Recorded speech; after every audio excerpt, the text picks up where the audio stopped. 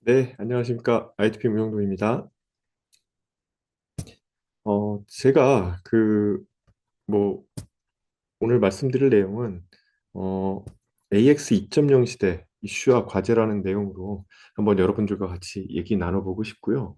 그 AX 2.0 시대 뭐 이슈라는 것들이 그 AI 쪽에 워낙 많은 변화들이 있기 때문에 이런 변화들에서 우리가 무엇을 준비해야 되고 뭘 어떻게 해야 할지에 대해서 한번 얘기를 나누는 그런 생각해보는 그런 시간을 갖도록 하겠습니다. 어, 뭐 앞서서 그 두 번의 그 특강을 통해 가지고 CS와 MWC에 대해서도 아마 그 말씀을 들으신 것 같아요. 근데 그 CS랑 MWC라는 게 실은 뭐 글로벌리 가장 최신 트렌드들을 논의하고 이렇게 얘기할 수 있는 그런 장소이고 그 CS와 MWC를 통해서 굉장히 많은 기업들이 우리가 이런 것들을 준비하고 있고 새로운 이런 방향으로 나아가겠다 이런 내용들을 제시하고 있기 때문에 저도 이제 살짝 짚으면서 거기서 어떤 내용들이 얘기가 있었고 어떤 트렌드들이 진행되고 있는지를 잘 한번 다시 한번 되짚어 보고 그 다음에 AI 최근 변화 상에 대해서 함께 말씀을 나눠보도록 하겠습니다. 어, 보시는 것처럼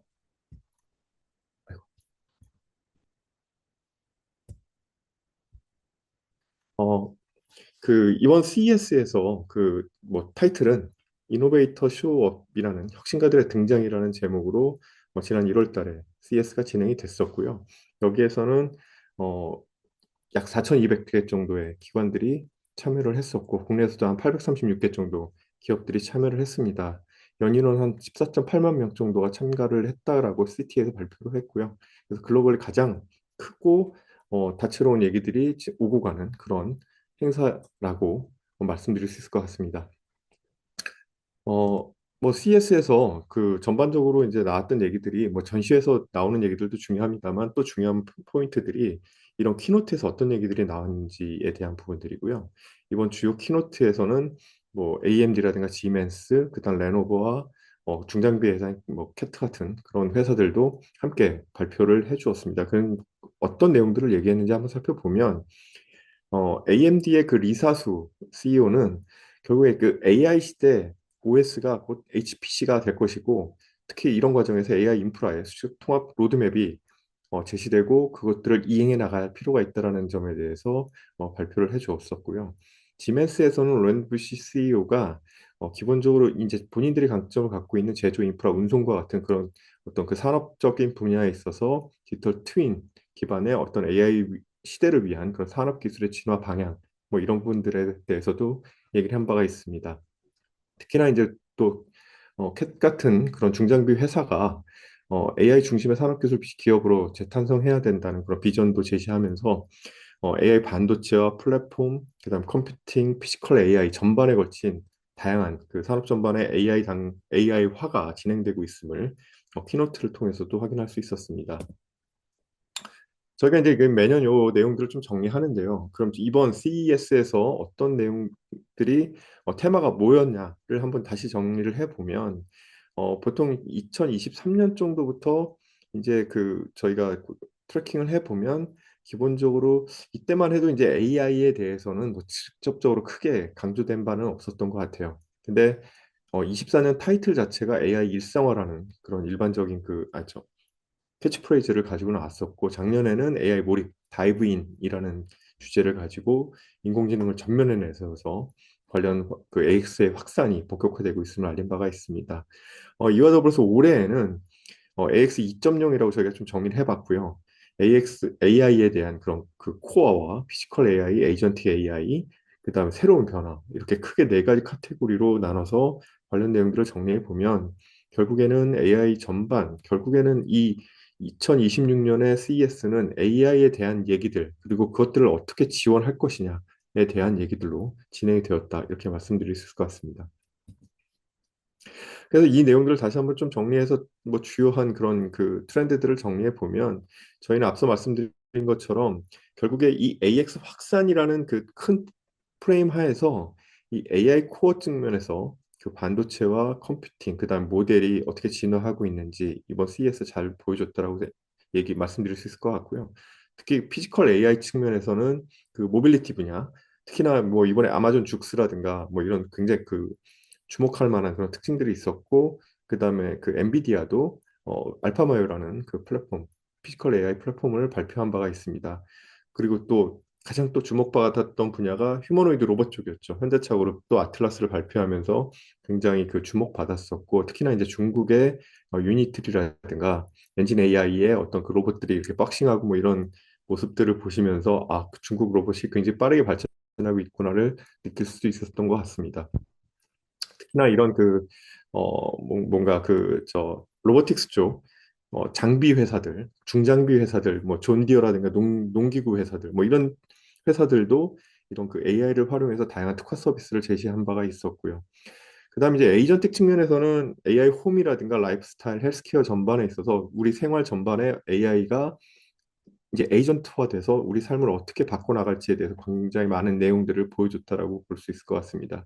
그래서 결국에는 이런 AI 코어를 기반으로 해서 피지컬 AI와 에이전틱 AI가 AX 확산 전반으로 그러니까 AI가 산업 전반으로 확산되는 그런 모습, 결국엔 AX 확산이 가속화되고 있음을 보여주는 그런 자리였다라고 말씀드릴 수 있을 것 같고요. 이와 더불어서 양자라든가 BCI 에너지 전환과 같은 그런 그 AI와 관련돼서 어떤 그 지원하기 위한 다양한 기술들이 어떤 미래 기술들이 진행되고 있는지 이런 것도 저희가 주목해 볼 필요가 있었던 것 같아요. 그래서 CS가 2016을 저희가 이제 좀 정리해서 보자면 그 화면 밖으로 부스 밖으로 전시장 밖으로 저희가 이렇게 좀 테마를 뽑아봤습니다. 무슨 얘기인가 하면 이그저 우리가 그 기존에는 어떤 그 컴퓨팅 파워, 그러니까 컴퓨팅 시스템, 다시 말씀드려서 PC라든가 노트북, 그다음에 스마트폰 뭐 이런 거 같은 그 디스플레이 안에서의 AI 확산이 굉장히 중요한 이슈였다면 이번 CES에서는 화면 밖으로, 그러니까 피지컬 AI가 굉장히 중요해지면서 이 AI 에이전트가 물리 영역으로 빠르게 확장되고 있다. 그래서 이런 것들이 전반적으로 강력한 생태계를 만들어 가고 있고 우리도 그런 생태계 준비가 좀 필요하다. 이런 얘기를 들을 수 있을 것 같아요. 두 번째는 부스 마크로인데요. 특히나 이 죽스, 뭐 이번에 CES 아마 발표 지난번 전문가 분께서도 말씀 주셨겠지만 가장 그 새로운 스타 중에 하나가 이제 이 죽스였습니다. 죽스는 뭐 내부 전시장 안에서도 뭐 전시를 보여줬었지만 핵심은 그 라스베가스 전체에서 그 운행하는 그런 죽스 서비스를 한번 이제 폰으로 예약하고 그걸 타보는 것들이었고요. 그 죽스가 줬던 그 자율주행 경험은 굉장히 강렬했었고 그것들이 이번 그 CES에서 어떤 자율주행과 피지컬 AI의 가장 큰 발전 모습을 보여주는 사례였다고 말씀드릴 수 있을 것 같아요.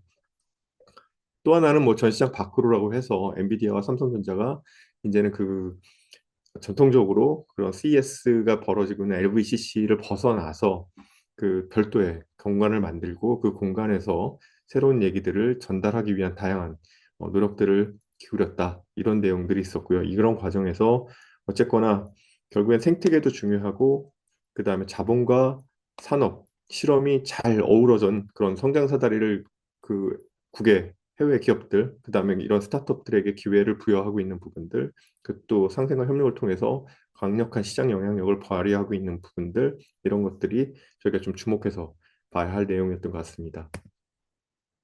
자, 다음 이제 MWC를 좀 말씀드리겠습니다. 이번 MWC는 3월 초에 더 IQ 에라라는 그 타이틀로 어, 저기 바르셀로나에서 진행이 됐었죠. 그래서 바르셀로나에서 진행된 이 MWC에서 기본적으로 이통소와와 그 장비 기업들 중심으로 다양한 키노트와 세미나가 진행이 됐었습니다. 특히나 여기서 보시는 것처럼 그 슬로건과 테마를 보면 IQ에라라는 그 슬로건 밑에 인텔리전트 인프라스트럭처, 그 다음에 그 커넥트 AI, AI 넥서스, AI 엔터프라이즈, 그다음 게임 체인저, 그다음 텍 포올, 뭐 모두를 위한 기술 이런 그 6가지 카테고리를 가지고 관련 내용들이 진행이 됐었습니다. 이 MWC도 한번 좀 지켜보면 가장 중요했던 것은 MWC는 기본적으로 이제 통신 사업자들, 그다음에 통신에 대한 그런 전시 회의이기 때문에 5G가 그동안 그 2019년 상용화된 이후에 5G가 가장 중요한 테마입니다. 그 안에서 이제 5G가 어떻게 발전하고 있는지도 중요하고 통신 사업자들이 어떤 그 모니타이제이션을 진행하고 있는 부분도 중요했지만 최근 들어 저희가 좀 주목해서 봐야 될 부분은 결국엔 전반적으로 이 MWC에서도 AI에 대한 얘기를 본격적으로 하기 시작했다는 거고요. 26년에 보시면 앞서서 말씀드렸던 이 6개 테마에서도 가장 많이 보이는 단어가 결국엔 AI, 인텔리전스 뭐 이런 내용들입니다. 이것처럼 전반적으로 어떤 통신 네트워크에도 이런 AI가 접목되는 것들이 굉장히 중요해지는 그런 이슈가 되고 있다. 이렇게 말씀드릴 수 있을 것 같습니다. 그래서 그 가장 중요한 포인트를 좀 본다 그러면 이번 MWC 저희는 AI 네이티브 MWC라고 저희 다시 한번 좀 정의를 했고요. 네트워크와 AI 융합 본격화가 본격적으로 시작되는 대전환점에 이르렀다. 이렇게 말씀드릴 수 있을 것 같아요. 그래서 결국에 네트워크가 그간의 어떤 통신망을 연결하는 단순한 연결을 넘어서서 이런 피지컬 AI 자체를 실시간으로 제어하고 지원할 수 있는 어떤 신경망으로서의 역할을 할 수 있게 되었다. 뭐 이런 부분 측면에서 저희가 좀 주목했어야 되는 그런 포인트들이 아니었나 생각합니다. 그래서 뭐 세 가지 정도 저희가 이제 크게 나눠봤는데 AI 네이티브 통신이라 그래서 AI 자체가 모바일 코어망에 내재화된다든가 AR 랜이 기지국을 대혁신한다든가 그다음에 폰 자체도 에이전틱 AI 폰으로 진화하는 부분들에 대해서 저희가 좀 주목해 봤어야 할 필요가 있을 것 같고요. 특히나 이번 그 MWC에서는 AI 차이나 중국의 영향력을 굉장히 크게 또 보여줬던 것 같아요.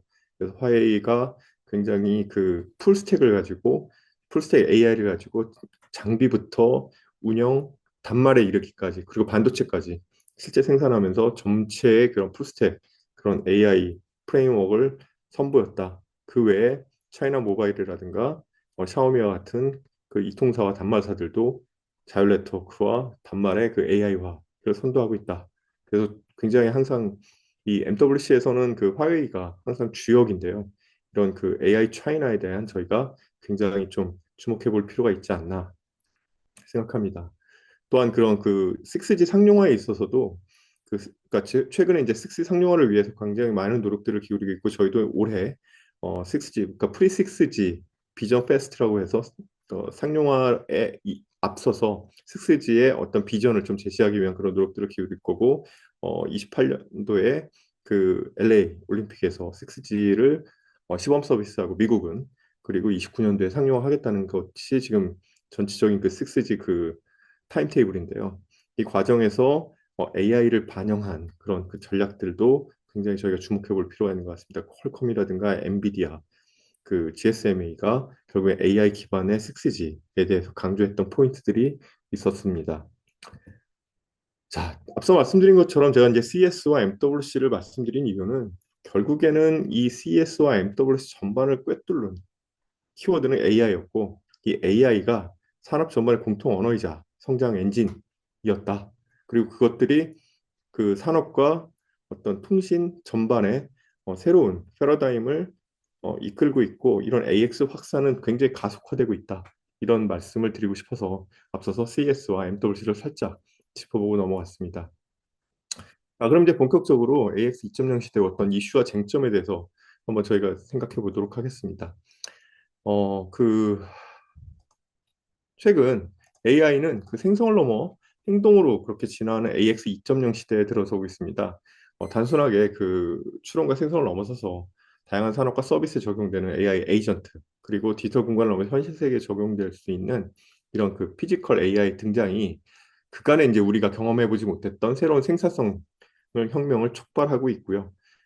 그런 과정에서 AX 2.0 시대로의 진입을 가속화하고 있다. 이렇게 말씀드릴 수 있을 것 같습니다. 또 하나 그 세계 경제 불확실성이 커지고 있고요. 뭐 중동 전쟁이라든가 이런 것들로 인해서 굉장히 그 경제 자체도 불확실해지고 있는 과정에서 이 특히나 국가 안보 경제 관점에서 AI 영향력이 굉장히 그 커지고 있는 거 확인하실 수 있었습니다. 이번에 중동 전쟁을 통해 가지고 보시는 것처럼 팔란티어라든가 이런 기업들, 그다음에 그 저 뭐 미국의 그 AI 빅테크들이 어떤 영향력을 발휘하고 있는지는 우리가 다 눈으로 지금 확인하고 있는 상황이고요. 이런 과정에서 어떤 AI 영향력 확대 자체는 미중 간의 패권 경쟁을 더욱 심화시킬 수 있는 상황이 만들어질 수 있을 것 같습니다. 특히나 이런 국가주의 경향이 더욱 공고해지면서 앞으로 AI의 경쟁 양상은 G2 간의 경쟁에서 우리가 어떤 방향으로 함께 뭐 줄서기를 하고 함께 고민해야 될지에 대해서 굉장히 그 압박을 하고 있는 상황이라고 말씀드릴 수 있을 것 같습니다. 이런 과정에서 뭐 말씀드린 것처럼 자국주의 공급망 재편이 추진되고 있고 글로벌 우위를 확고하게 다지기 위해서 미국과 어떤 영향을 확장해 나가는 중국과의 패권 경쟁이 지속되고 있고 우리도 앞서 말씀드린 뭘 해야 될지에 대한 다양한 고민들이 진행돼야 될 것 같습니다. 그래서 저희가 이제 그 매년 연말 연초에 그 AI와 관련해서 중요한 이슈들을 좀 정리해 봅니다. 그리고 정리한 내용들을 가지고 저희도 이제 전략을 수립한다든가 이럴 때 활용을 하는데요. 여기서 저희가 이제 좀 주목해서 봐야 할 포인트들을 보면 크게 그 AX 시대의 그 핵심 코어로서 에이전틱 AI, 피지컬 AI, AI 반도체, 데이터 등에 대해서 저희가 좀 관심 있게 기울여 볼 필요가 있다 말씀드릴 수 있을 것 같고요. 특히나 그 인프라가 될 보안과 안전, 네트워크, 에너지에 대해서도 주목해 볼 필요가 있을 것 같습니다. 그리고 이러한 그 AI 코어와 인프라의 기반 하에서 그 AX 확산이 모든 곳에서 생산성 혁명을 일으키고 있고 그다음 인지의 양성과 관련해서도 어떤 사람들의 뭘 준비해야 되는지 인과 업의 대전환도 함께 진행되고 있는 상황입니다. 특히나 이런 앞으로 미래에 다가올 뉴 웨이브로서 그 AI의 가속화를 위한 그 퀀텀, 그러니까 양자 기술을 이용하는 부분들, 그 다음에 브레인, 컴퓨팅 인터랙션과 같은 새로운 기술의 도입도 함께 고민해 볼 필요가 있어 보입니다. 그럼 지금부터는 좀 하나하나 좀 짚어가면서 좀 관련 내용들에 대해서 말씀을 나누도록 하겠습니다. 첫 번째로 그 AI 페르소나가 온다. 에이전틱 AI에 대한 내용입니다. 어, 그러니까 AI 에이전트 혁신과 관련해서 빅테크가 굉장히 강조하고 속도 경쟁을 벌이고 있죠. 그래서 빅테크를 중심으로 해서 이런 벌어지고 있는 속도 경쟁 속에서 에이전틱 AI가 사전에 부여된 어떤 목표를 달성하기 위해서 스스로 생각하고 계획하고 실행하기 위해서 빠르게 진화하고 있습니다.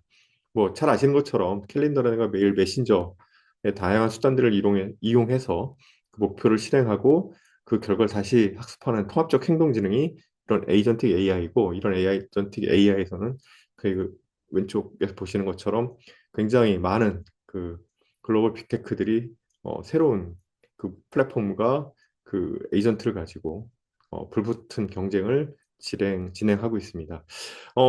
대표적으로 특화 분야 측면에서 보면 MS의 마이닥스 같은 저 에이전트는 그러니까 의료 분야에 있어서 그 5개 에이전트를 협업하는 구조를 만들었고 그 과정에서 의사보다 4배 이상 진단이 정확성을 보여주는 그런 사례도 보여주고 있습니다.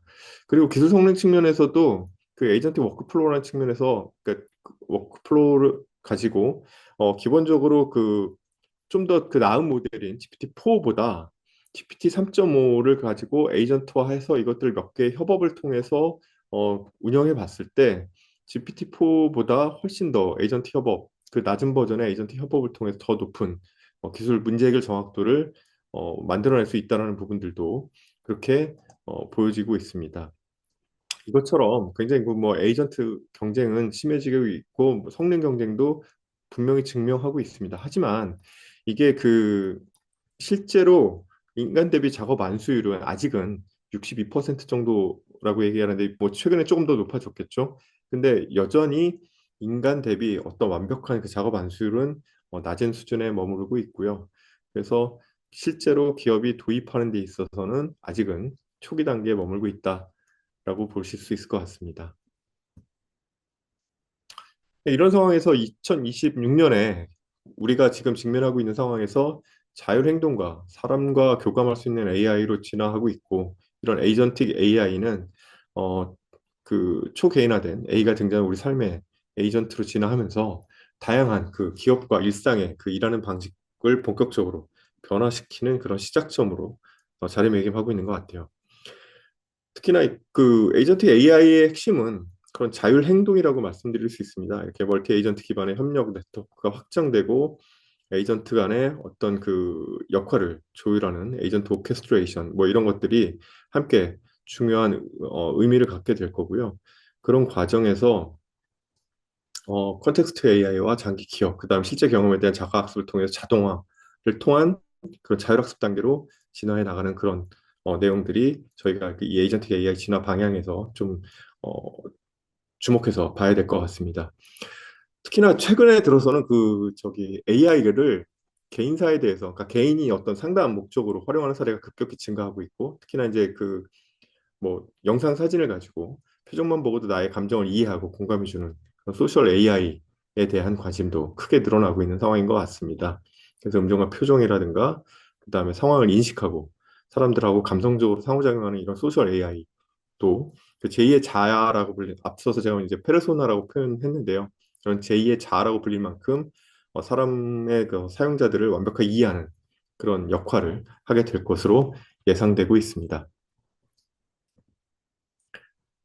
특히나 이 AI는 그 뭐 플랫폼 경쟁이 굉장히 중요한 의미를 갖고 있고요. 그래서 특히 이런 에이전틱 AI가 디지털 경제를 에이전틱 경제와 AI 경제로 전환시킨 새로운 영향력을 확대해 나갈 것으로 이렇게 예상이 되고 있습니다. 어, 결국에는 우리가 디지털 경제에서 더 많은 사람과 정보, 그다음 연결로 새로운 가치를 창출해 왔던 것에 추가적으로 지능화되고 자율화되고 초개인화되고 실시간성이 함께 붙으면서 그러니까 죄송합니다. 지능화되고 자율화되고 초개인화되고 실시간성을 함께 가지고 있는 이 AI 플랫폼이 결합되면서 결국에는 다양한 그런 이 서비스를 에이전틱 AI를 통한 서비스를 제시할 수 있는 상황이 되는데요. 그러다 보니까 자체 브라우저 시장 선점을 위한 다양한 경쟁들을 시도하고 있고요. 특히 뭐 퍼플렉스티도 독자적으로 커밋이라는 그런 그 브라우저를 만들었고, 특히나 이 저 구글 제미나이 같은 경우에도 구글도 제미나이를 결합시켜서 지금은 뭐 브라우저 안에서 특히 그 저기 구글 그 브라우저 안에서 관련 제미나이 서비스를 함께 좀 진행하는 부분들, 이런 부분들이 결국에는 어떤 AI 생태계의 사용자들을 락인시키고 그런 것들을 통해서 다양한 소비 경험들을 이 자사의 브라우저 안에 락인 시킴으로써 그 다양한 그 비즈니스라든가 개인 맞춤화된 정보들 이런 것들이 데이터가 축적될 수 있는 그런 구조를 만들고자 노력하고 있습니다. 특히나 AI 사용자들의 18% 정도가 생성형 AI 기반의 쇼핑 도우미를 활용하고 있다.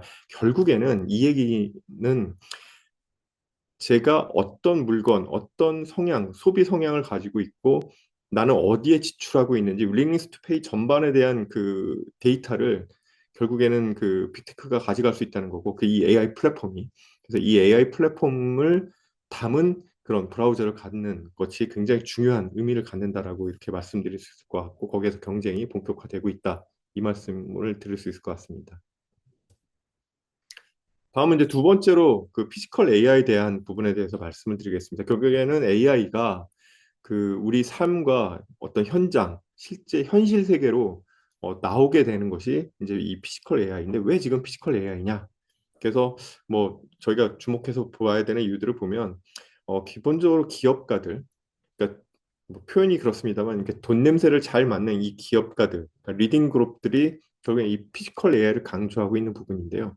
결국에는 이 피지컬 AI의 결국에 코어가 될 휴머노이드 로봇, 이제 테슬라 같은 경우에 옵티머스 로봇인데요. 이 옵티머스 로봇이 결국에는 최종적으로 지금 그 뭐 자동차를 넘어서서 이 결국 핵심 브랜드 가치가 될 것이다. 그리고 앞으로 그 자동차를 생산하는 데 있어서 뿐만이 아니라 이 테슬라는 그 휴머노이드 로봇인 옵티머스 자체를 판매해서 그 수익 자체로 비즈니스 전환이 뭐 피보팅 할 수 있을 것이다. 뭐 그런 얘기들도 하고 있습니다. 그래서 이런 휴머노이드 로봇들이 중심이 되는 어떤 이런 그 피지컬 AI 이런 부분들이 굉장히 지금 강조되고 있는 부분들이고요. 특히나 이제 그 결국에 이 피지컬 AI가 굉장히 빵 뜬 것은 우리 젠슨왕 대표 CEO가 창업자가 관련해서 이 피지컬 AI의 시대가 열리고 있다라고 한마디 한 이후에 작년이죠. 작년 CES에서 그 한마디 한 이후에 굉장히 그 빠르게 성장하고 있는 부분이 되겠습니다. 그래서 보시는 것처럼 AI는 이미 우리 현실로 나오고 있습니다. 그 동영상들 돌아가는 거 보실 겁니다. 옵티머스라든가 피규어, 그 다음에 아틀라스, 현대 아틀라스라든가, 그 다음에 아메카와 같은 그 기업들이 결국에 이 다양한 그런 휴머노이드로 만들어진 그런 로봇들을 제시하고 있고, 이런 휴머노이드 로봇에서는 어떤 산업적 용도뿐만 아니라 가정 용도에서도 굉장히 빠르게 그 활용이 진행되면서 본격적으로 이제 실제 산업 현장에 투입될 그런 준비를 갖추고 있다, 이렇게 말씀드릴 수 있을 것 같아요. 특히나 이런 그 피지컬 AI는 범용적 활용 자체에 승부수를 던지고 있다, 이렇게 또 좀 말씀드릴 수 있을 것 같은데요. 결국에는 기존의 이제 로봇이라는 것이 그러니까 기존의 로봇들은 특정 공정에 특화돼서 그 공정을 위해서 생산되는 대부분 산업용 로봇들은 그렇게 생산이 되었던 거죠. 근데 그런 단계를 넘어서서 이제는 그 옵티머스 같은 휴머노이드 뭐들은 결국엔 대량 생산을 통해 갖고 그 단가를 낮추고 그 낮춘 단가를 기반으로 해서 글로벌리 생산 공장이라든가 다양한 형태의 비즈니스 산업에 전파함으로써 그 대중화되고 규모의 경제를 실현함으로써 그 가격을 낮추고 확산시킬 수 있는 그런 구조를 만들어내겠다는 것이 지금 피지컬 AI 쪽, 휴머노이드 쪽의 가장 큰 방향이고 기업들이 지향하고 있는 방향인 것 같습니다. 특히나 현재는 뭐 그 표에서 보시는 것처럼 30년과 35년을 좀 비교해 본다면 현재는 그 뭐 서비스용은 굉장히 그 극소수이고요. 근데 이것들이 점차 확대돼서 개인용 서비스 쪽, 그러니까 산업용 현재 산업용 중심의 어떤 공정에서 공장에서 활용되기 위한 다양한 로봇들이 활용되고 있다면 앞으로는 그 돌봄이라든가 고객 응대, 엔터테인먼트와 같은 그런 다양한 서비스용 로봇들이 빠르게 진화하면서 다양한 그 범용적 활용이 가속화될 것으로 보입니다. 특히나 움직이는 모든 것에, 그러니까 우리가 피지컬 AI라고 하면 또 휴머노이드만 한정해서 보시는 분들이 많으시더라고요. 근데 실은 결국에 그 피지컬 AI라는 거는 AI가 현실에 있는 다양한 그 형태에 접목돼서 그 지능형으로서 서비스가 가능해지는 그런 체계를 전부 다 말씀드린다, 이렇게 말씀드릴 수 있을 것 같고요. 보시는 것처럼 무인 체계라든가 선박, 자동차, 로봇, UAM과 같은 다양한 형태에서 관련 내용들이 함께 논의될 수 있다, 이렇게 말씀드릴 수 있을 것 같아요. 특히나 그 자율주행, 최근에 이제 테슬라 FSD가 여러 영상들, 이번에 이제 그 CES를 통해 가지고 미국에 출장을 가시거나 뭐 가셨던 분들이 테슬라의 FSD를 실제로 테스트해 보시고, 그러니까 타보시고 뭐 그런 영상들도 굉장히 그 유튜브라든데 많이 올라와 있는데, 실제로 그런 그 FSD와 같은 그 SDV로 표현될 수 있는 자율주행 기술은 결국에는 그 안에 파운데이션 모델인가 E2E 모델로 전반 관련 내용들이 같이 결합되면서 피지컬 AI의 어떤 한 코어다, 이렇게 말씀드릴 수 있을 것 같고요. 그래서 이 결국에는 움직이는 모든 것에 지능이 탑재될 수 있는 그 파운데이션 모델이 결합되고 거기에 월드 모델이 붙고 그 컴퓨팅 파워가 그걸 지원해주는 그런 체계 전체가 이런 그 피지컬 AI를 만들어가고, 그 형태가 다양한 서비스, 말씀드렸던 선박이라든가 자동차, 로봇, UAM, 무인 체계 뭐 이런 데에 다양한 그 영역에서 활용됨으로써 피지컬 AI는 모든 움직이는 모든 것에 접목되는 것이다, 접목될 수 있다, 이렇게 말씀드릴 수 있을 것 같아요. 특히나 앞서 잠깐 말씀드렸지만 결국에는 풀스택 혁신이 굉장히 중요합니다.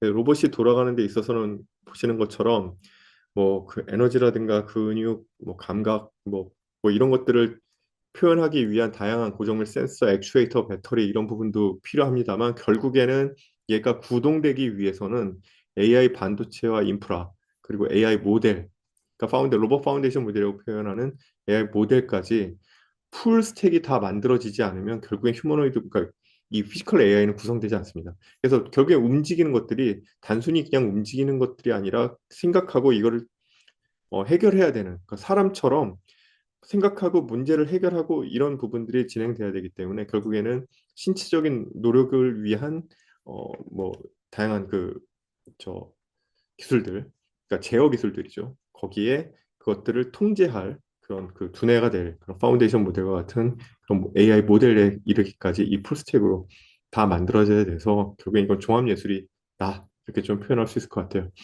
특히나 이런 피지컬 AI는 앞서 말씀드린 것처럼 결국에는 컴퓨팅 플랫폼과 그다음에 그것들을 학습하기 위한 AI 트윈 그리고 그것들이 실제로 두뇌에 올라가기 위한 그 VLA까지 확장되는 그러니까 비전, 랭귀지, 액션이 다 이어지는 그런 그 피지컬 파운데이션 모델이 만들어지는 이런 풀스택 혁신이 함께 이루어져야 될 거고 특히나 이런 그 피지컬 AI는 가장 중요한 것이 현실 세계에 맞는 그런 다양한 그 물리 환경을 학습시킬 수 있는 그런 구조, 그다음 데이터를 만들고 그것들을 제대로 학습시켜서 그 어, 어떤 디바이스들, 그러니까 저희가 로봇이 됐든 자동차가 됐든 이런 다양한 디바이스들에 어떻게 탑재할 것인가 이런 것들이 중요한 이슈가 될 것 같습니다. 다음 세 번째로 말씀드릴 것은 그 AI 반도체에 대한 부분입니다. 이 AI 반도체는 그 뭐 학습에서 추론으로 반도체 대전환이 일어날 거다 이렇게 말씀드렸는데 뭐 이번에 그 GTC에서도 그 저 젠슨 왕이 발표했습니다만 결국에는 엔비디아는 학습용 GPU에만 집중할 것이 아니라 추론용 LPU라든가 다양한 그 이 풀스택에서 경쟁할 것이다를 발표했고요. 특히나 이제 우리는 뭐 여러 가지 노력들을 통해서 리벨리온이라든가 뭐 이런 퓨리오사의 AI 서버용으로 엣지용으로는 모빌린트라든가 뭐 이 디벡스와 같은 기업들이 성장하고 있습니다만 이제 강력하게 그 이제 엔비디아라든가 저 그 테슬라라든가 이런 그 도전자가 아니죠. 강자들이 있기 때문에 그 강자들과 함께 경쟁해서 이겨야 나가는 그런 어려움에 또 직면해 있습니다. 어쨌거나 이런 그 현재 그 반도체 학습과 관련해서는 결국에는 엔비디아가 독점하고 있고 그 뭐 그런 상황입니다만 뭐 최근에 이제 발표된 것처럼 각 그 빅테크들이 엔비디아의 GPU만 써서는 그 학습을 감당할 수 없기 때문에 개별적으로 자기들이 독자적인 칩 개발을 하겠다고 선언하고 있고 실은 그래서 최근에 뭐 농담입니다만 삼성이라든가 하이닉스의 그 기술자들 빼나가기 위해서 굉장히 많은 노력들을 하고 있다는 얘기가 나올 정도로 하여튼 그 모든 팹리스트들이 저 그 빅테크들이 이런 그 반도체 기술을 확보하기 위해서 다각적으로 노력 중입니다. 특히나 그 GPU 안에서도 그 AMD라든가 인텔이라든가 그 화웨이가 관련한 그 저 GPU와 엔비디아와 경쟁하기 위해서 노력하고 있고요. 그런데 결국에 AI 반도체가 아직까지는 엔비디아 중심으로 돌아오고 있는 것이 압도적으로 성능을 만들어내는 이런 칩들도 있지만 이런 그 쿠다 생태계 그러니까 이 소프트웨어를 편리하게 전 세계 어디를 가도 그냥 GPU를 가지고는 한 뭐 연구할 수 있고 산업을 뭐 기획을 할 수 있고 다양한 것들을 만들어낼 수 있는데 AMD의 그 시스템 소프트웨어를 활용해서 내가 하기엔 너무 힘든 거죠. 그러다 보니 결국에는 핵심은 반도체 기술, 뭐 엠블 잉커 같은 효율을 만드는 이런 기술들도 중요하지만 그 소프트웨어 생태계가 장악당한 부분이 현재로서는 가장 그 압도적인 그 점유율이 나오고 있는 이런 상황의 가장 큰 동인이라고 또 볼 수 있을 것 같고요. 그런 과정에서 어쨌거나 칩 개발에 대한 노력들, 그다음에 이 소프트웨어 생태계, 지금 쿠다를 극복하기 위한 다양한 소프트웨어 생태계를 극복하기 위한 노력들 이런 것들이 많이 경쟁이 심화되고 있다 이렇게 말씀드릴 수 있을 것 같아요. 어, 특히나 GPU는 가지고 있는 그 문제점들이 뭐 보시는 것처럼 비용 자체가 비쌉니다. 그러니까 이에 학습을 시키면 시킬수록 계속 비용이 비싸질 수밖에 없는 구조이고 그래서 오픈 AI가 그 소라 서비스도 포기했고요. 그래서 그런 상황에서 선택과 집중을 위한 그런 그 비용 절감 측면에서 그 소라를 포기한 것처럼 결국에 이 GPU를 계속 돌린다는 것은 비용도 많이 들 뿐만 아니라 그 전력 자체가 굉장히 높게 많이 들기 때문에 이것들을 극복하기 위해서 다양한 그 기술 개발 노력들이 진행되고 있고 거기에서 새로운 그 도전들이 진행되고 있다 이렇게 말씀드릴 수 있을 것 같아요. 그러다 보니까 이제 추론의 시대가 열렸다. 그러니까 표현을 했지만 기본적으로 학습 분야는 엔비디아가 독점하고 있다 이렇게 볼 수 있을 것 같고요 아직까지도 근데 추론 부분에 있어서는 다양한 경쟁자들이 등장하면서 NPU 시장이 열리고 있다 그래서 앞서 말씀드린 것처럼 우리 그 국내 스타트업들 퓨리오사라든가 리벨리온 서버 쪽에 디벡스라든가 모빌린트라든가 뭐 이런 그 엣지 쪽에 국내 기업들이 NPU를 개발하면서 비용이라든가 전력 효율을 낮추면서 상대적으로 그 저 GPU와 그 경쟁해 볼 수 있는 그런 역할, 그 제품들을 생산해내고 있고요. 그걸 통해서 특히나 이제 뭐 다양한 보안성 맞춤 제작 서비스에도 특화시키면서 AI 혁신을 지속할 수 있는 그런 새로운 툴로서 그 국산 GPU, NPU들 이 주목받고 있는 부분이 있습니다.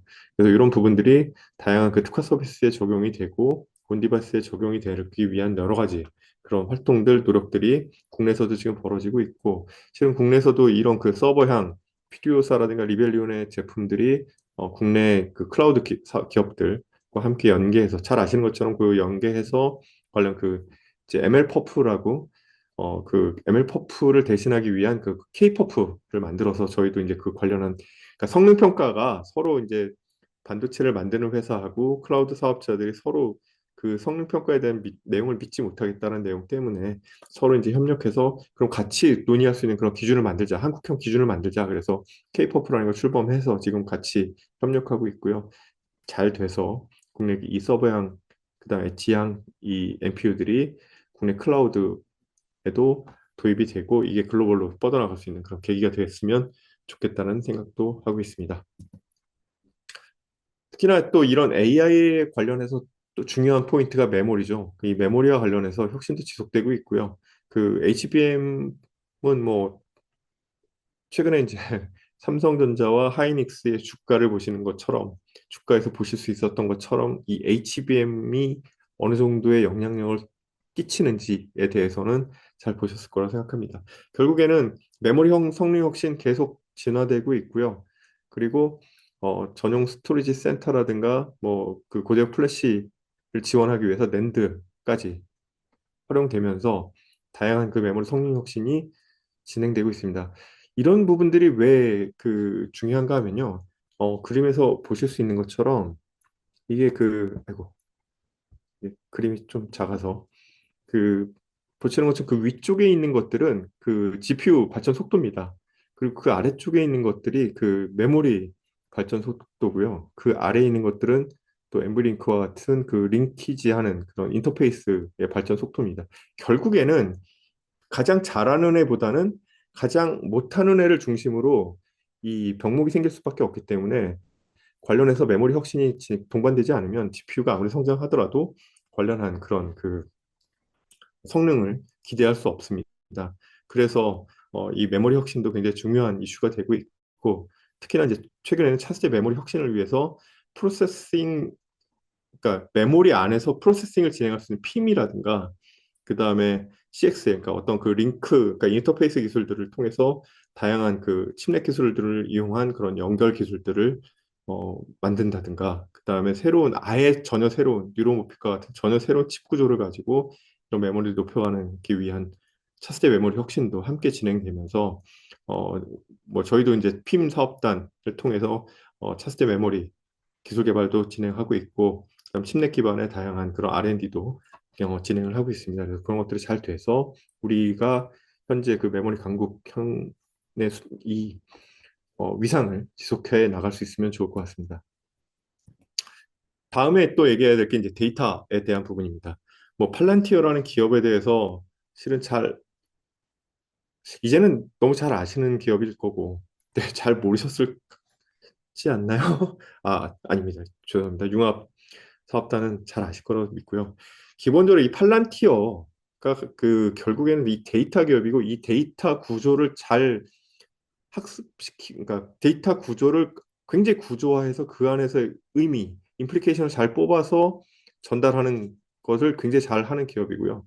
그런 그 AI 경제의 데이터를 통해서 기업의 가치를 높였던 그런 기업들로 대표적으로 손꼽을 수 있을 것 같습니다.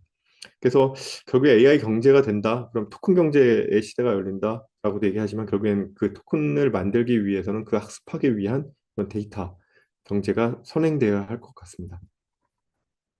근데 뭐 최근에 뭐 보도 통해서도 많이 보셨겠지만 결국에는 쓸모 있는 데이터는 없다. 그래서 지금 인류가 만들어낸 데이터는 거의 학습되었다라고 얘기할 정도로 데이터 고갈 위기에 처해 있습니다. 특히나 이 앞서 말씀드렸던 피지컬 AI와 같은 부분에서는 로봇 데이터라든가 다양한 그 현장, 현실에 대한 데이터들이 구조화된 데이터가 많지 않기 때문에 그런 데이터들에 대한 전체적 부족, 위기가 어, 논의되고 있고요. 뭐 국내와 뭐 해외 미국과 좀 비교해 보면 우리나라는 데이터 산업 자체라는 것이 아직은 그러니까 데이터에 대한 인식 자체가 높지 않기 때문에 데이터 산업이라는 게 만들어질 수가 없는 구조이고요. 결국엔 이 데이터를 가지고 어떤 빅데이터를 분석해서 어떤 함의를 이끌어내고 그것들을 어떻게 비즈니스에 접목할 수 있느냐에 대한 산업 구조만 비교해 본다고 하더라도 거의 뭐 20배 가까이 미국과 차이가 나는 그런 구조를 갖고 있어서 우리도 빨리 좀 데이터 산업 자체에 대한 고민이 필요해 보입니다.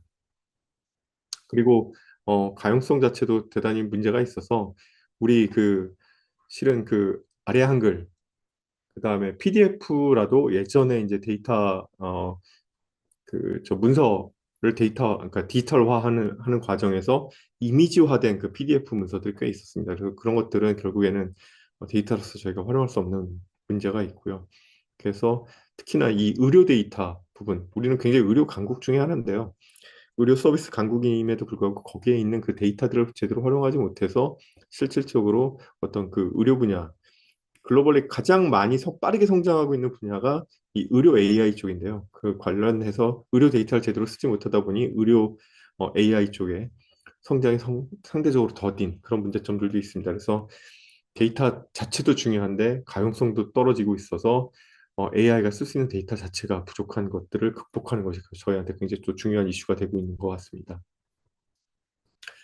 특히나 이런 데이터는 뭐 빅데이터, 앞서 말씀드린 것좀 큰 그러니까 굉장히 많은 데이터도 중요하지만 그 데이터들을 어떻게 그 파인 튜닝해서 정확하게 우리가 활용할 수 있느냐 이런 부분들에 또 중요한 것 같습니다. 근데 그것들이 너무 또 뭐 다양하게 데이터가 많고 너무 또 정제하다 보면 그 데이터 숫자가 줄어들 수밖에 없고 이런 굉장히 그 트레이드 오프가 있어서 이런 데이터들을 좀 잘 고민해서 이런 빅데이터와 파인 데이터를 적절히 조화시킨 데이터들을 만들 필요가 있고 그것들이 결국엔 AI 레디 데이터라고 말씀드릴 수 있는 그런 형태로 빠르게 좀 진행, 진화해 나갈 수 있도록 노력해야 될 것 같습니다. 그래서 이런 데이터들이 결국에는 굉장히 의미 있는, 가치 있는 그런 데이터들이 될 거고 그 앞으로 이 투자에 있어서도 AI 레디 데이터에 대한 투자가 굉장히 그 우선순위가 높을 것이다라는 측면에서도 결국에는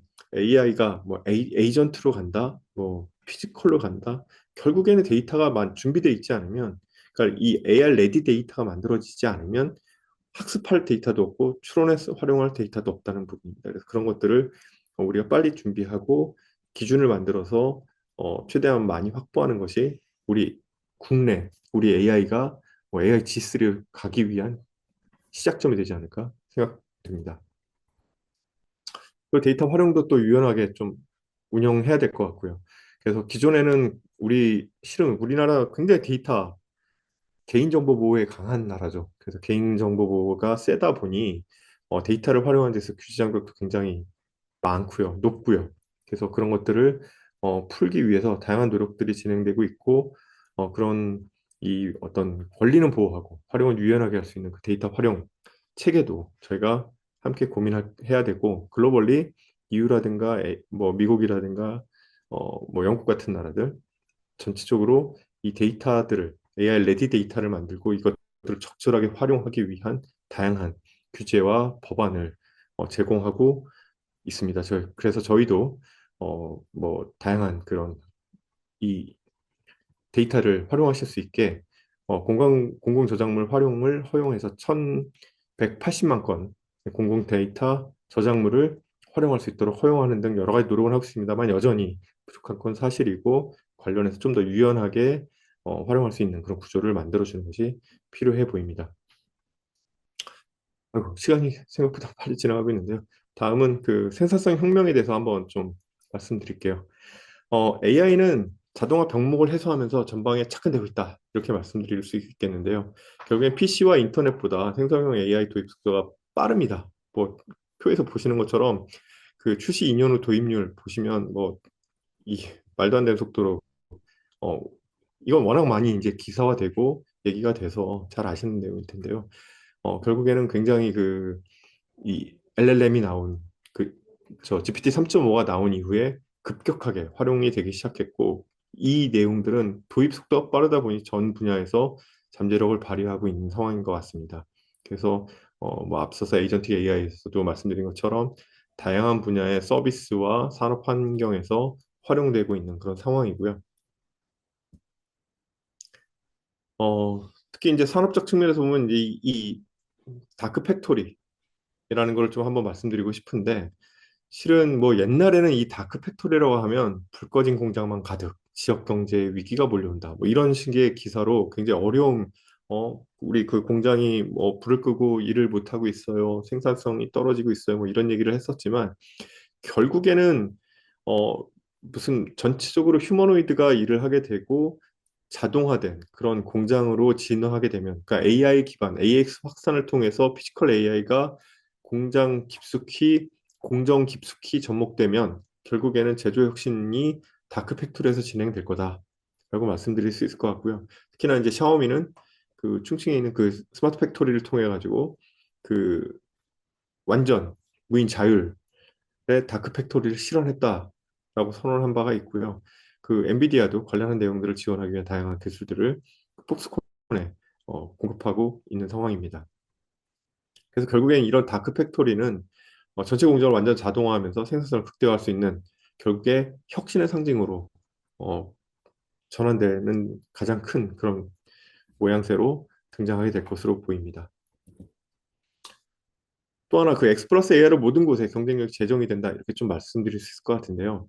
이 버티컬 AI가 그 실은 뭐 각 산업 도메인별로 이렇게 이제 적용되고, 그 어떤 데이터라든가 온토로지랑 결합돼서 접목되고 있는데, 실은 그 어떤 특정한 그 버티컬한 인더스트리의 변화뿐만이 아니라 경제사의 전반에 그런 생산성 혁명을 높이고 있습니다. 앞서서 말씀드린 것처럼 그 마이크로소프트의 그 마이티엑스와 같은 그런 그 저 에이전트는 결국에 진단을 굉장히 잘 할 수 있는 구조를 만들어서 결국엔 진단 비용도 낮추고, 그 다음에 업무 시간, 근무 시간도 낮추고, 뭐 이런 다양한 얘기들을 할 수 있는 그런 생산성 혁명을 일으키고 있습니다. 뭐 어제 오늘 또 굉장히 화두가 됐던 그 기사 중에 하나가 샘 알트먼이 결국에는 뭐 주 4일 32시간 근무로 전환하자라고 얘기한 것들이, 결국에는 이런 그 AI가 산업 전반에 스며들면서 이런 그 근무 시간도 줄이고 생산성을 높일 수 있는 구조로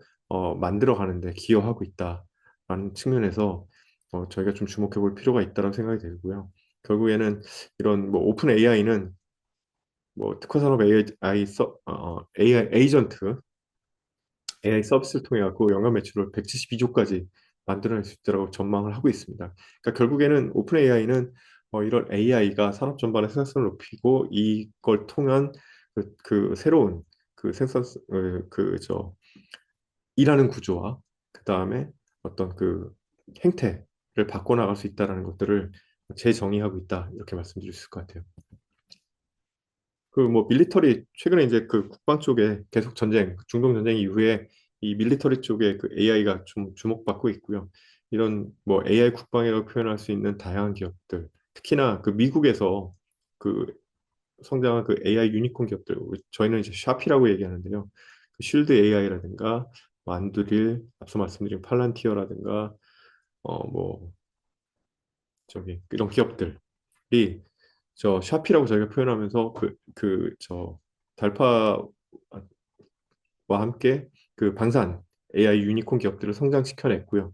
이런 기업들이 결국에는 전력 자산이나 국방 네트워크, 주의 통제, 보호, 방어 전반에 이런 AI 국방을 실현하면서 이 시가총액도 뭐 올리면서 이 국방 자체의 경쟁력을 AI로 높여갈 수 있는 그런 구조를 만들었고, 결국에는 그 AI 자체가 미래 국방을 이끌어 나갈 수 있는 구조로 변모시키고 있습니다.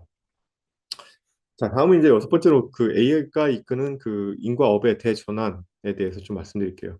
앞서 말씀드린 것처럼 그 샘 알트만이 얘기한 것처럼 주 4일 32시간 근무제로 전환하자, 뭐 이 내용이 결국에는 사람이 일하는 방식까지 전체적으로 구조를 다 바꿔나가고 생산성을 높여서 구조적 전환을 가속화시켜 나가겠다라는 의지라고 말씀드릴 수 있을 것 같아요. 그래서 일자리 양극화도 뭐 최근에 빨라지고 있고, 특히나 지금 최근에 그 청년 실업들, 그 컴퓨터공학과 진짜 재작년까지만 해도 엄청나게 주목받고 취업도 잘 되고 했던 그 컴퓨터공학과 졸업생들이 취업이 안 되고 있는 상황들. 그리고 BPR 혁신 압력을 통해 가지고, 그러니까 비즈니스 프로세스 리엔지니어링을 통해 가지고 일단 기업에 있는 분들도 해고되고, 그래서 실은 뭐 자발적 퇴사하신 분이나 해고돼서 나가셨던 분들이나 지금 재취업이 안 되고 있는 어려움을 겪고 있습니다. 그래서 그것들이 결국에는 개발자 쪽에서 발생하고 있고, 또 중간 관리자, 그리고 신규 진입자, 주니어들, 이런 부분에서 그 취업이 어려워지면서 이런 그 일자리 양극화와 그 혁신이 가속화되면서 어떤 그 새로운 AI발 인력 구조, 그다음에 인재 구조, 인재 양성 구조, 그다음에 인재 활용 구조를 완전히 바꿔나가고 있다. 이렇게 말씀드릴 수 있을 것 같아요. 특히나 이건 AI가 할 수 있는 일과 할 수 없는 일을 구분해서 결국에는 사람이 어떤 일을 해야 될지에 대한 고민들이 필요한 상황이 만들어지고 있고, 실은 뭐 AI가 기본적으로 정형화된 업무들은 굉장히 뭐 사람보다 잘할 수밖에 없는 구조이고요. 앞서 말씀드린 그 의료 영상 같이 영상 데이터를 가지고 판단하고 하는 것들, 정형화된 이런 자동화, 그러니까 의사 전문 영역이라고 생각했지만 어쨌거나 정형화된 그런 업무들 자체, 영상을 가지고 판단하는 기준은 결국에는 AI 로봇들이 훨씬 더 잘할 수 있는 부분들이 될 거고요. 다만 어떤 그 결국에는 그 CR 쪽, 그러니까 사람과 사람이 만나서 대화하고 비즈니스를 하고 영업을 해야 되는 이런 쪽은 결국에 아직까지는 사람들이 조금 더 필요해 보입니다. 그래서 그런 측면에서 그 AI가 그 어떤 역할을 잘하고 할 수 없는 일들에 있어서 사람들이 그러니까 그러니까 인력 구조를 어떻게 배치할 것이냐를 기업들이 잘 판단해서 이런 AI 시대에 비즈니스 프로세스 리 엔지니어링을 잘 하는 기업들만이 생존할 수 있는 그런 구조로 빠르게 진화하고 있다. 이렇게 말씀드릴 수 있을 것 같아요. 특히나 이런 AI 개발은 실은 뭐 많은 사람이 필요한 것 같지는 않습니다. 뭐 최근에 또 기사 보셨겠습니다만 1인 기업이 유니콘 기업으로 성장한 케이스들이 나오죠. 결국엔 0.1%의 인재가 글로벌리 새로운 혁신을 만들어내고 있고, 그러한 그 혁신을 가속화할 수 있는 그런 인재를 만들어내고, 그런 인재를 어떻게 확보할 것인가가 전 세계 정부 기업들의 그 핵심 타겟인 것 같습니다. 그래서 이런 초정예 AI 인재를 확보하기 위한 다양한 노력들이 어, 진행되고 있고, 그 큰 흐름을 보면 인재를 성장시킬 수 있도록 스킬을 키우는 기업들, 그다음에 산학 연계를 통해서 인재가 성장할 수 있는 그런 구조를 만들어주고 있고, 그다음에 국제 공동연구라든가 개방형 데이터 인프라를 통해서 글로벌리 함께 연구할 수 있는 구조를 만들어준다든가, 그다음에 뭐 정주 환경이라든가 커리어 패스라든가 이런 보수라든가, 결국에는 인재가 함께 이 연구를 할 수 있도록 머물 수 있는 그런 구조를 만들기 위해서 뭐 각 세계 각국들, 중국, 싱가포르, 미국, 뭐 영국, 주요 우리 경쟁국들이 이런 그 0.1% 인재 확보를 위한 다양한 그런 구조를 만들어 나가고 정책을 피고 있는 상황입니다. 또 중요한 것이, 시간이 생각보다 많이 지나가서 조금 빠르게 진행하도록 하겠습니다. 보안과 안전 관련해서 AI 방패로서 이 보안이 굉장히 중요합니다. 결국에는 사이버 보안도 그러니까 결국에 AI가 안정적으로 돌아가기 위해서는 그 밑에 돌아가야 되는 그런 구조, 스트럭처 안에 보안과 안보에 대한 그 스트럭처가 잘 짜여져 있어야 되고요. 실은 그 지난해 뭐 SKT 가입자라든가 KT 네트워크 침해 뭐 이런 것들을 통해 가지고 우리 그 보안 취약성이 여실히 드러난 바가 있습니다. 이것들이 근데 그때 침해 상황들을 봤을 때 뭐 사람의 인재일 수도 있습니다만, 기본적으로 그런 상황들을 AI를 통해서 캐치해내는 것이 그 자율적인 그 사이버 보안 그 시스템을 구축하는 방향인데요. 그런 것들이 제대로 완비되어 있지 않은 구조에서 위기가 일상화됐고 그런 것들이 현실로 나타났다. 이렇게 말씀드릴 수 있을 것 같아요. 따라서 이런 그 지능형 보안형 능동형 보안 체계를 잘 만들어 나가고 기본부터 탄탄하게 다져 나가는 것들이 중요하고요. 그래서 그런 것들을 위한 다양한 그 기업들의 노력들이 진행되고 있는 상황입니다. 그리고 또 그 뭐 오남용이라든가 결국 AI 중독 의존, 오작동, 통제 불가, AI. 뭐 이런 부분들에 대해서 저희가 이 AI에 대한 그런 우려들이 크죠. 그러니까 앞서 말씀드린 거는 AI에 대한 자체가, 그러니까 AI를 통해서 이 보안 구조를 잘 만들어야 된다는 부분들이고요. 이건 또 AI가 발생시킬 수 있는 문제들을 우리가 잘 디텍팅해서 대응할 수 있는 구조를 만들기 위해서 뭐 기본 혹시 AI 기본법을 시행한다든가 이걸 통해서 그 안에서 안전한 AI 생태계를 만들기 위한 노력도 진행되고 있고, 그 결국에는 이 AI를 통해서 공격도 하고 AI를 통해서 방어도 하고 하는 구조가 잘 만들어지는 그러니까 결국에는 AI를 통해서 진행되는 공격들을 얼마나 효과적으로 그 디텍팅하고 방어할 수 있을지에 대한 구조를 잘 설정하고, 그 안에서 특히나 이제 인간들이 발생할 수 있는 여러 가지 다양한 AI의 문제들을 해결할 수 있는 그 철학적이고 법 제도적인 노력들도 함께 진행되어야 될 것으로 생각됩니다. 네트워크도 뭐 AI로 간다. 이건 앞서서 MWC에서 말씀드린 것처럼 결국에는 AX 시대에 뭐 6G 선점 경쟁을 한다는 건 결국에는 그 파이프라인 신경망으로서의 그 통신망이 대단히 중요해지고 있는데, 그 통신망 자체도 자율 네트워크로 진화하면서 그 안에 AI 기술이 포함되고 함께 고려된다는 의미를 담고 있다, 이렇게 말씀드릴 수 있을 것 같고요. 결국에는 저희가 앞서 제가 이제 그 MWC 때 말씀드린 것처럼 올해 저희가 11월 혹은 12월 정도에 프리 6G 시연 행사를 진행합니다. 전 세계적으로 가장 처음으로 6G는 이런 거가 될 것 같아요라는 그 프리 6G에 대한 비전 페스트를 통해서 관련한 그 비전을 이제 저희가 제시할 예정인데요. 그런 걸 통해서 뭐 30년 뭐 말씀을 드렸습니다만, 실은 그 미국의 그 상용화 타임테이블은 저희보다 좀 빠르게 진행되고 있어서 앞서 말씀드린 것처럼 28년도에 LA 올림픽에서 시범 서비스를 하고 29년도에 상용화를 하겠다는 목표를 가지고 있어서 저희도 그 타임테이블을 좀 더 당겨야 될 부분들이 있고요. 결국엔 6G가 네트워크의 미래가 되면서 그 결국에는 그 AI 시대의 신경망으로서 중요한 역할을 하게 될 거다라는 부분입니다.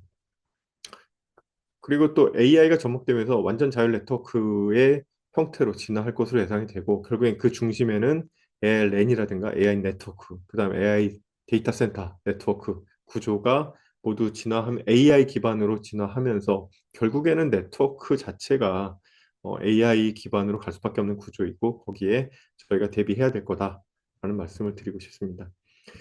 특히나 에너지 대단히 중요합니다. 앞서 말씀드린 것처럼 그 GPU 굉장히 전기 많이 쓰잖아요.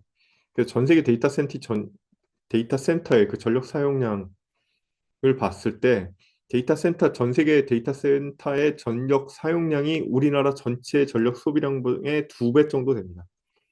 근데 이것이 데이터 센터 전력 소비량이 10년 후에는 한 4배 정도 증가한다는 전망들이 있습니다. 이것처럼 지금 그 AI 시대로 넘어가면서 그 데이터 뭐 센터의 전력 소비량뿐만이 아니라 모든 전력 소비량이 폭발적으로 증가하고 있고, 실은 그런 과정에서 결국엔 이 전력난을 극복하지 않으면 AI의 AX 확산이라든가 뭐 이런 부분들은 논의할 수 없을 정도로 중요한 이슈가 되고 있고 전지구적 당면 과제다, 이렇게 말씀드릴 수 있을 것 같아요. 결국에는 그래서 그 하드웨어 성능도 굉장히 중요하죠. 그리고 그래서 고성능을 만들어내는 것도 대단히 중요하지만 결국에 저전력화가 굉장히 그 기술의 핵심이 될 겁니다. 그래서 그 AI를 지원하기 위한 다양한 컴퓨팅 파워들이 고성능화돼야 되고, 거기에 대응해서 또 저전력화가 함께 동반 진행해야 될 거고요. 또 그런 것들을 경량화할 수 있는 구조.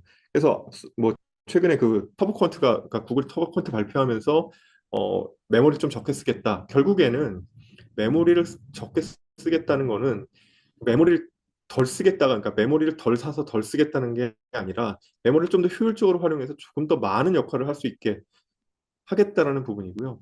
그래서 하드웨어의 저저력화가 소프트웨어 경량화가 함께 맞물려 나가야 이것들이 우리가 AI의 지속적인 발전, AX의 확산을 노릴 수 있다, 이런 측면에서 좀 주목해봐야 될 그런 이슈였다, 이렇게 말씀드릴 수 있을 것 같아요. 그리고 또 뭐 그 에너지 패러다임도 바꿀 수 있을 것이다라는 얘기고요.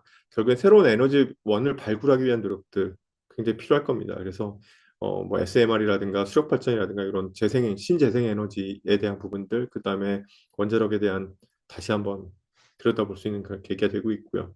그리고 전송 효율을 높이기 위한 노력들, 그다음에 이것들을 어떻게 잘 저장하고 언제 어떻게 잘 활용해서 잘 분배해서 쓸 수 있는지 이런 그 그리드 구조 이런 것들이 전체적으로 잘 만들어지는 그런 구조를 만드는 것이 에너지 패러다임 전환이 굉장히 중요한 그런 AI를 위한 노력들이 진행될 것으로 보입니다. 마지막으로 이제 그 BCI와 양자에 대한 부분인데요. 결국에는 AI에서 또 앞으로 이제 저희가 주목해 봐야 될 것이 결국엔 휴먼 컴퓨터 인터랙션 부분이고요. 그러니까 브레인 컴퓨터 인터랙션 부분인데 어쨌거나 뇌파 신호를 측정한다든가 그걸 뭐 팀스평, 그러니까 몸에 탑재해서 이식해서 할 수도 있고 그냥 접촉식으로 할 수도 있고 뭐 그런 비침수평으로 할 수도 있는 그런 BCI에 대한 부분들이 최근에 뭐 굉장히 다양한 서비스들. 그러니까 결국엔 이게 손을 쓸 수 없거나 다양한 어려움을 겪고 있는 부분들에게 어, 혜택을 제공할 수 있는 그런 부분이라고 말씀드릴 수 있고요. 특히나 양자는 이론에서 실용적 응용으로 넘어가면서 AI 컴퓨팅의 특정 연산 양자가 굉장히 또 잘할 수 있다고 합니다. 그래서 그 양자 퀀텀을 이용한 그런 퀀텀 AI를 통해서 현재 컴퓨팅 파워가 해결할 수 없는 그 구조적 문제를 퀀텀 AI를 통해서 해결하자 하는 노력들이 함께 진행되고 있다라고 말씀드릴 수 있을 것 같고요. 그래서 앞서 말씀드린 것처럼 BCI는 진행의 경계를 확장하는 부분으로 확장할 수 있고 AI, 그러니까 퀀텀 AI를 통해서 AI의 이런 그 연산 구조를 조금 더 효율화하고 가속화함으로써 한 단계 더 점프할 수 있는 구조를 만들어 가겠다는 부분들이 갈 수 있다라는 부분들이 저희가 미래 뉴 웨이브로서 말씀드릴 수 있는 내용인 것 같습니다. 이제 내용이 전반적으로 좀 많다 보니까 그 전체적으로 이제 말씀드리는데 조금 시간이 살짝 한 2, 3분 정도 오버하는 것 같은데요.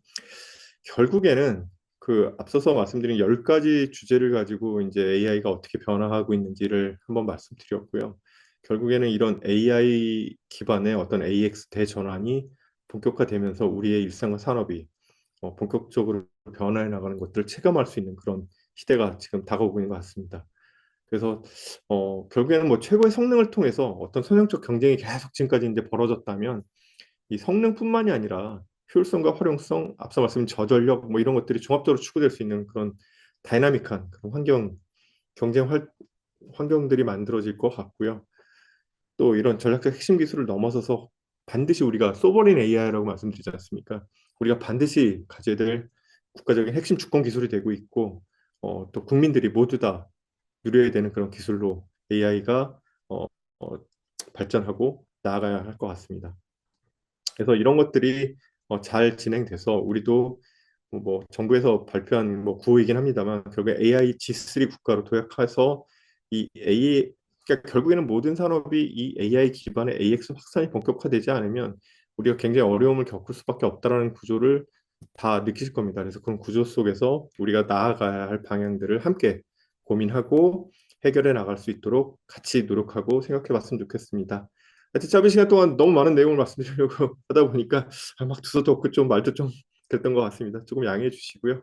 관련해서 혹시 뭐 궁금하신 거 있으면 제가 아는 범위 내에서 답변 드리도록 하겠습니다.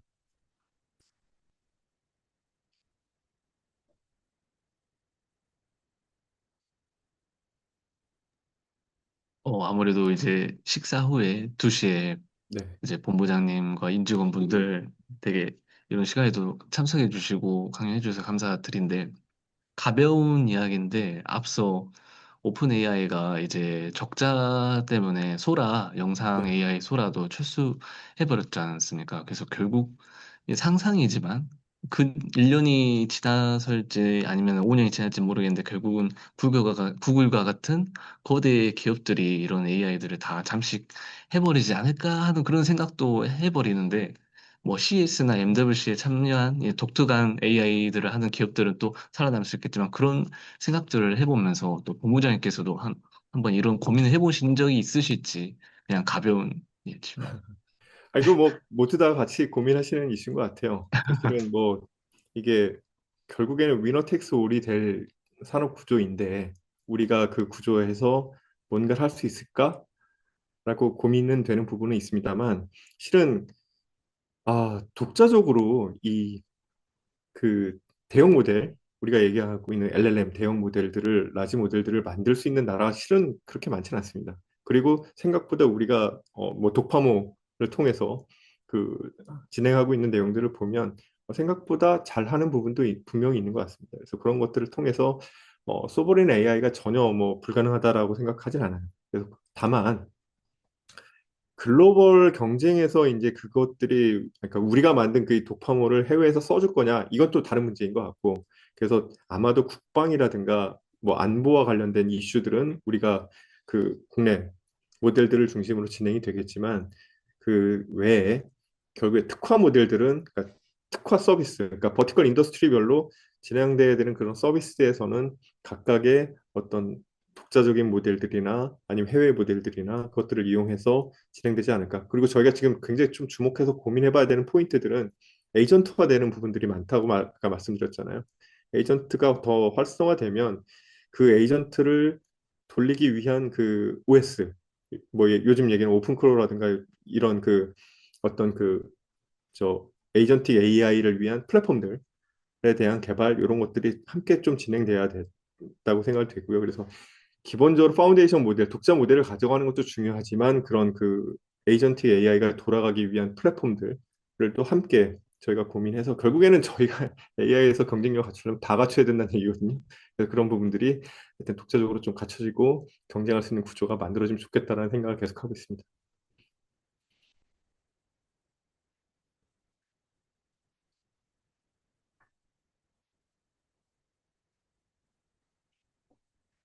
뭐 아마도 그 점심시간 이후에 지루한 AI 뭐 다 아시는 얘기일 수도 있고 실은 그 세부적으로 뭐 보시면 저보다 더 많이 아시는 부분들도 있을 수 있으시겠습니다만 어쨌거나 기본적으로 지금 최근에 AI 쪽에서 벌어지고 있는 다양한 움직임 트렌드들 같이 한번 좀 이게 체계적으로 한번 짚어보면 어떨까 하는 생각으로 저희가 이제 준비한 자료를 가지고 말씀을 드렸고 특히 앞서 모두에서도 제가 말씀드렸지만 이 워낙 발전 속도가 빠르다 보니까 그 내용들을 다 담을 수가 없습니다. 발표 자료에. 그래서 저희도 계속 이제 모디파이하고 수정하고 있습니다만 그런 내용들이 조금 뭐 완벽하게 담기지 못한 부분들도 좀 양해 부탁드리고 다만 큰 흐름에 있어서만큼은 지금 제가 말씀드린 이 10가지 팀이 그에서 크게 벗어나지 않을 것 같다. 그리고 그 안에서 우리가 뭘 해야 될지도 함께 고민해보고 대응 방안도 좀 잘 고려 서로 생각해보면 좋겠다라는 생각으로 말씀드리고 제 말씀 마치는 게 맞지 않을까 싶습니다. 그럼 또 오프라인으로도 또 뵐 수 있으면은 또 뵐 수 있었으면 좋겠다는 생각이 들고 그러면 세미나는 여기서 또 마무리하는 걸로 하면 될 것 같습니다. 오늘 정말 고생 많으셨습니다. 네, 감사합니다. 수고했습니다. 감사합니다.